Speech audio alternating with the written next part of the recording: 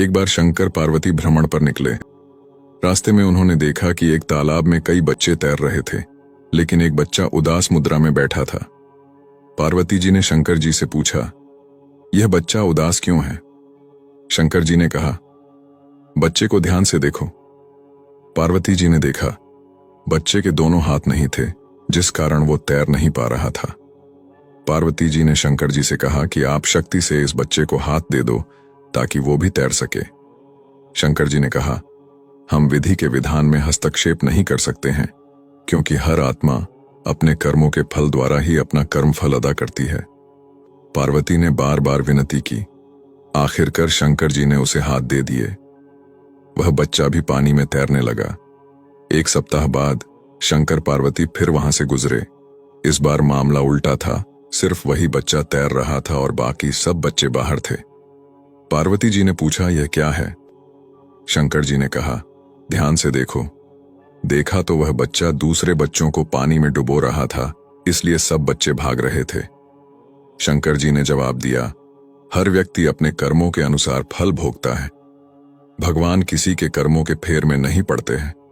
उसने पिछले जन्मों में हाथों द्वारा यही कार्य किया था, इसलिए उसके हाथ नहीं थे। हाथ देने से पुनः वह दूसरों की हानि करने लगा है। प्रकृति नियम अनुसार चलती है, किसी के साथ कोई पक्षपात नहीं। आत्माएं जब ऊपर से नीचे आती हैं तो अच्छी ही होती हैं। कर्मों अनुसार कोई अपाहिज है तो कोई भिखारी, तो कोई झुग्गी में, तो कोई बड़े महलों में रहता है, लेकिन सब परिवर्तनशील है। अगर महलों में रहकर या पैसे के नशे में आज कोई बुरा काम करता है, लेकिन भुगतान तो सबको करना ही पड़ेगा। व्यक्ति अपने अच्छे बुरे कर्मों से नहीं बच सकता, अपने कर्मों का भुगतान तो करना ही होगा।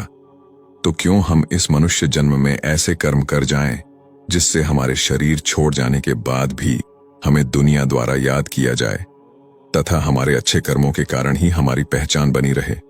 उन्होंने कहा कि राजा दशरथ के घर स्वयं भगवान राम ने जन्म लिया, लेकिन श्राप रूपी कर्म राजा दशरथ को अपने जन्म कर्म उपरांत उस दुख को भोगना ही पड़ा। जब श्रवण के अंधे माता पिता ने राजा दशरथ को श्राप दिया था कि जिस प्रकार हम अपने पुत्र श्रवण की मृत्यु के वियोग में अपने प्राण त्याग रहे हैं, उसी प्रकार आप भी अपने पुत्रों के वियोग में अपने प्राण त्यागेंगे। उन्होंने कहा कि किया गया कर्म चाहे वो अच्छा हो या फिर बुरा, उसके भुगतान से स्वयं भगवान भी बच नहीं पाए। इसलिए मनुष्य को हमेशा अच्छे कर्म करने चाहिए ताकि वह हमेशा सुखी रहे।